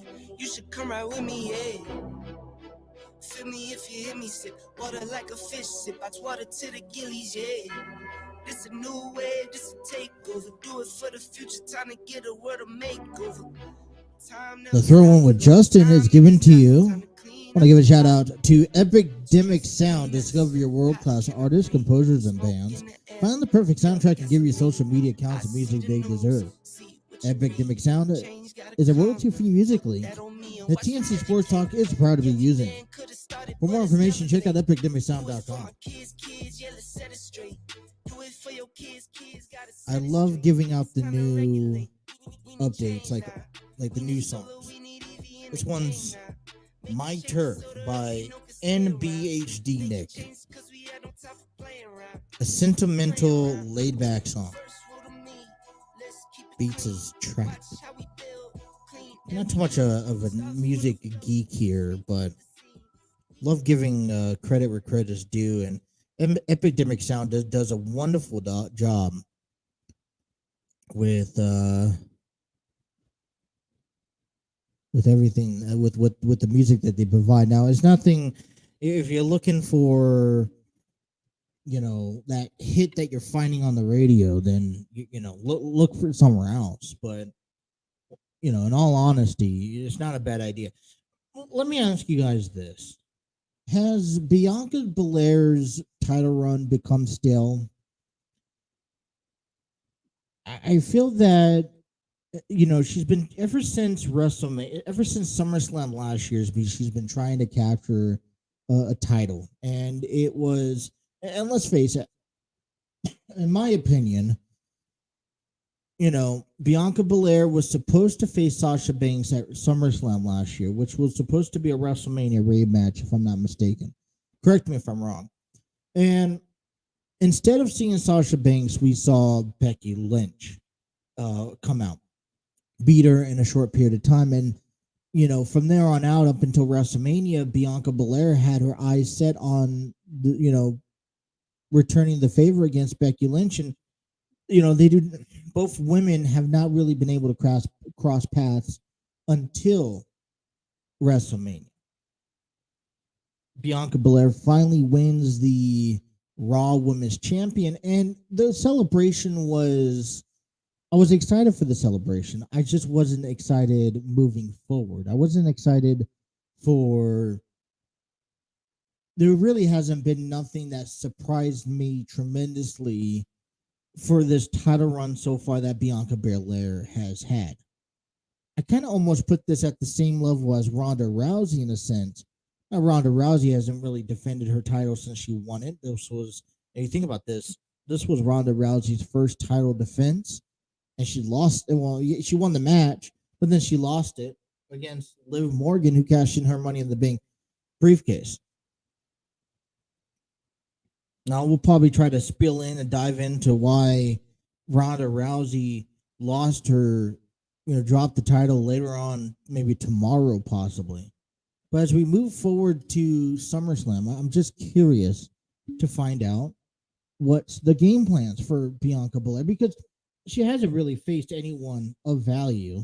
All right. And this means no disrespect to people like Sonya Deville and Carmella, but I mean, she is a very talented athlete that is not having a title push. And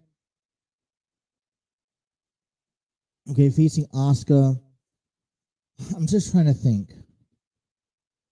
I have not been invested into this title run more so than I was invested into Theory's title run with the United States Championship. I feel like there's a little bit of staleness to what they're trying to do with Bianca Belair. I don't necessarily think that there's a whole lot of talent. I mean, they're trying somehow to find or to separate Becky Lynch from Bianca because they're trying to maybe they could possibly be building it up at a later point. Potentially, I don't know. I don't know. You guys have any thoughts?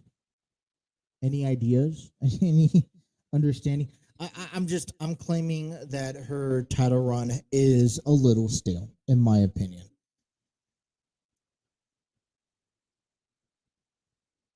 Not really influenced, and it's going to be interesting because I don't know.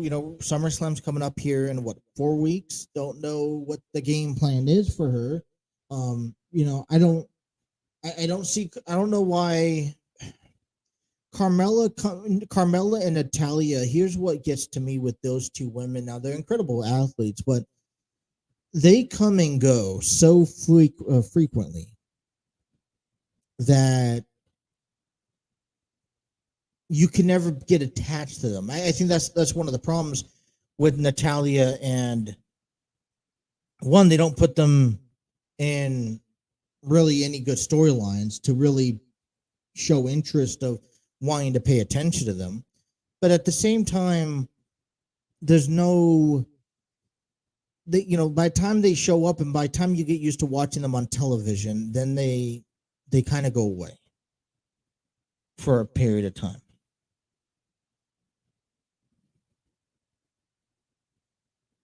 Armchair Booking Podcast comments on that and writes, good wrestler, a lot of potential. Don't give him too much too soon. Are we talking about? Okay, we're doing.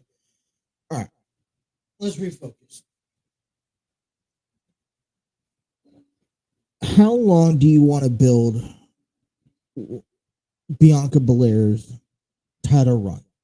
First of all, I think the question is how long can you see her hold that title? Now you move past from Becky Lynch, which I feel like there's nothing that Becky Lynch, she's stuck in this feud with Asuka, and that's appropriate, but I just don't see much more happening with Becky Lynch, and what else does she have to really fight for? Now, I would like to see Ronda and Becky Lynch, have a match once again. I think that would be a good match saved for WrestleMania. But that's going to be later down the road.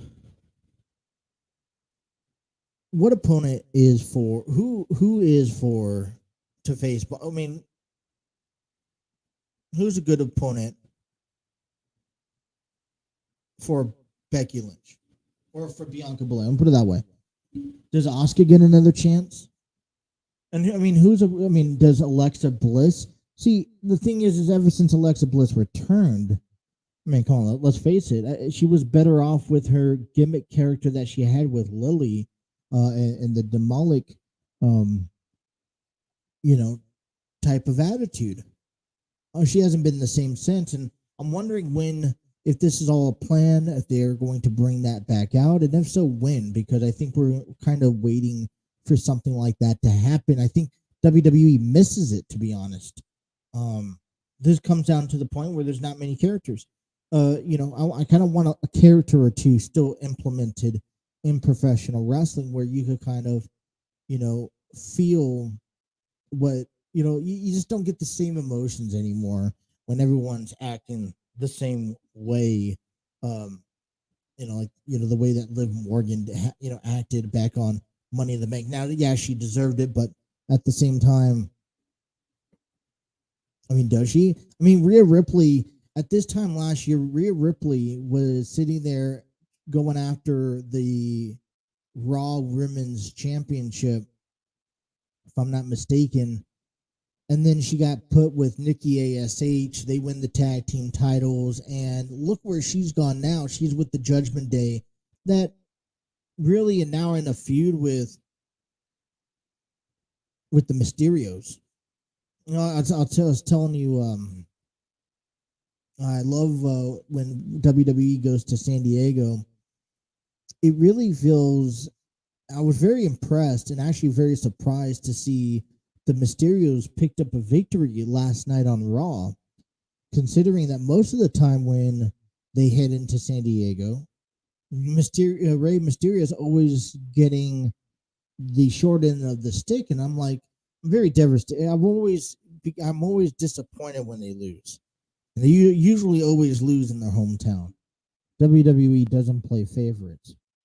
All right, WrestleMania, SummerSlam is coming up here, and I don't know about you. Are they building matches that you guys are enjoying to watch? We know Brock Lesnar and Roman Reigns last man standing match. They claim that this is the final chapter, regardless if this is or isn't. I mean, I personally don't believe so, but I feel like there needs to be something that moves on and moves forward, and then that's why I put Theory into the picture of cashing in, because that really separates, that gives Roman Reigns time to relax and to rest and to get off the camera for any period of time. And it also gives Brock Lesnar a match later down the road, possibly Survivor Series or at the end of the year, against Theory. And it also moves that title away. I mentioned this a handful of times already. You do not, I mean, Brock Lesnar, Roman Reigns, and The Rock and Roman Reigns does not need a title to tell that story. Brock Lesnar doesn't need a title to tell the story. And so now you're kind of moving in a direction where you can kind of move forward in a sense of, all right, so who does Theory have to face? Well, I brought up an idea earlier this morning of having Austin or Theory. Sorry, I'm so prone to saying Austin Theory. To face John Cena and allow John Cena to go over that milestone at WrestleMania next year. But I mean, I'm pretty sure that we know that Bobby Lashley's feud isn't done with Theory, so we could possibly see that at some point down the road. This also, I know that Theory isn't technically that right built, but if you don't, you're never really going to know how well it works out for the company unless you put it on. And if you don't, I mean, if you're getting less viewers, if you're not getting as, much ticket sales, because here's the thing, at this point, you can afford to have Roman Reigns still be the face of the company and Austin Theory be the main title holder. I don't think that the WWE is going to get a hit for Theory having that title belt. Right now, that title belt has not done anything for me. I mean, you could even, right now I was thinking, what could this do for guys like Dominic Mysterio and pushing talent? But, I mean, it all depends. And here's one thing that I get worried about with Liv Morgan. Did they throw the title on her to take it away in a month? Or is this an actual title run that they believe in Liv Morgan? Because Liv Morgan should be given the opportunity. Now, I also agree. Here's the other thing, too. Has I mean, I just literally thought about this right now. Why I would love to see that SmackDown Women's Championship be defended at SummerSlam against Rhea Ripley, a former tag team partner. And you got to admit that they still have a little bit of beef with each other after Rhea backstabbed her on Raw, a month ago, a month or two, 2 months ago, however long you want to call it.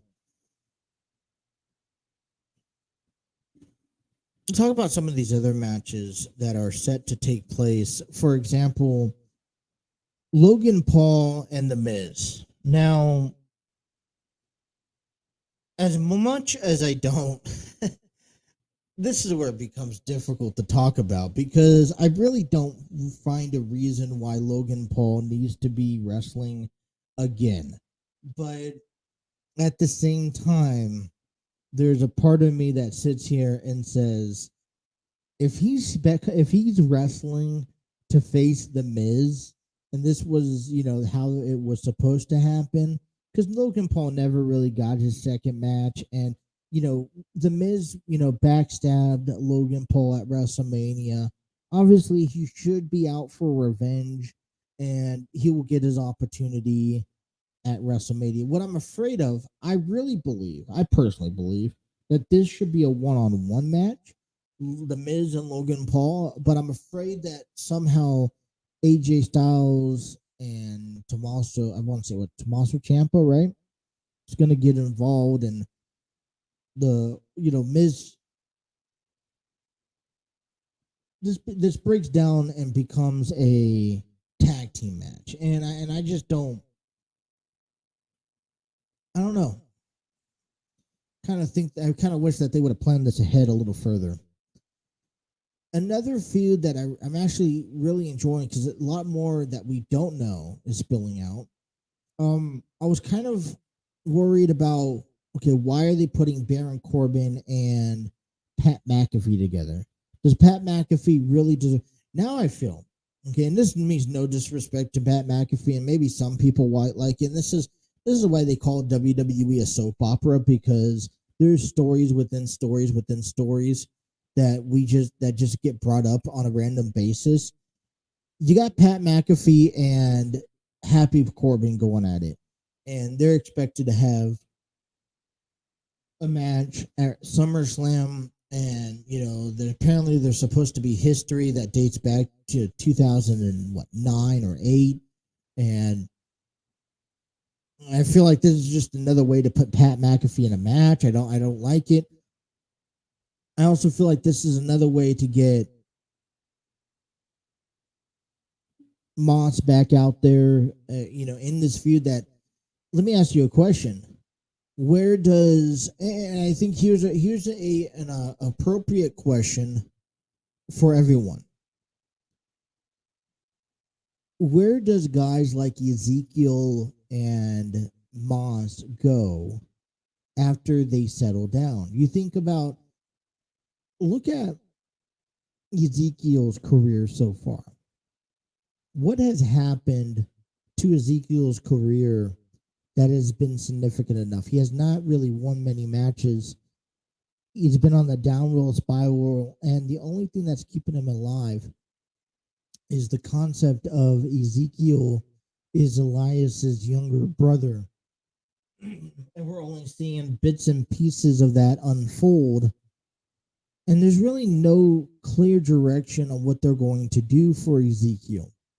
Now, currently, he's kind of up in the mix and up in the air. I wonder if WWE creative team doesn't even have an idea of what they're going to do with Ezekiel.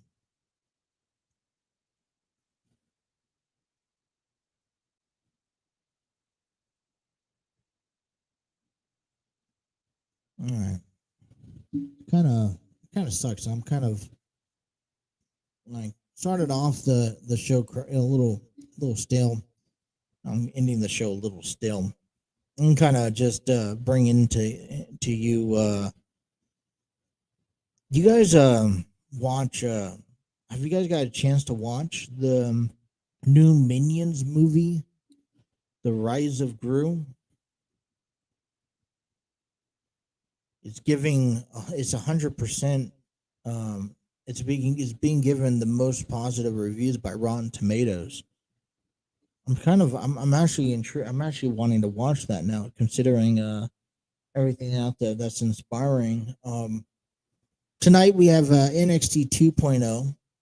It was interesting. I saw that article about Cameron Grimes. He's really coming out to social media wanting to face John Cena, whether that's in front of television or not. Think about John Cena's role. Could we possibly see John Cena at any point do something with an NXT talent superstar? Would that be something that you'd be forward with? And before we end our show, we're going to do this. 4 directions for Sami Zayn after Money in the Bank. You think Sami Zayn didn't win the Money in the Bank contract at Money in the Bank, and doesn't give him that title? He's kind of been a disappointment to the bloodline. But some 4 things coming at number 4 on the list. Potential direction for Sami Zayn is facing Roman Reigns' wrath. Sami Zayn actually did very well last year, at the end of last year, going through, playing his role pristine, or having a pristine role. And I feel like he plays at one of those guys who can be kind of manhandled, helping, easily. Now, Sami Zayn could also help the Usos beat the Street Profits. Coming at number 2, accidentally costing the Usos the tag team titles, which I would be honest, I would like to see that better. At SummerSlam this year, I would love to see Sami Zayn cost the Usos the tag team titles to maybe the Street Profits, or yet again being fed to Brock Lesnar. You know what? Let's put it this way. I think you could kind of add a few things in there. Let's maybe this week on SmackDown, maybe next week on SmackDown. You got a little bit of time. But maybe this week on SmackDown, you see the Bloodline in the ring, and then Brock Lesnar comes down wanting to get his hands on the Bloodline, and then Sami Zayn gets thrown in there and has to deal with Brock Lesnar. Maybe that sets him over, and Sami Zayn, either turns his back on the Bloodline, which I don't see happening, but also, trying to be there and cost the Bloodline a match, their titles. I can see it happening. A lot to head away. All right, what's coming up tomorrow here on our show? We got through a first day. We got through. That's fair enough to say. What's coming up tomorrow? What can you guys expect? Well, I was looking at some news. Beer Fest. Cincy's Beer Fest to celebrate local breweries. Taking place in August at the TQL Stadium. We'll talk more about that. The Reds and the Mets take on tonight, 6:40 p.m. Talk a little bit about that. We got to talk about some football. We got to get ready for NFL as we head into the midst of July. Talk about each and every team and their schedule and much more. NXT 2.0 is coming back. Also later on this week, we'll talk about the 4 Pac-12 teams reportedly set to meet with the Big 12 on Tuesday. Today, we'll get you that aftermath as more. Like I said, we'll let you know on the schedule on social media. But thank you guys for tuning in. We'll throw one with Justin. We'll see you guys tomorrow. You guys take care.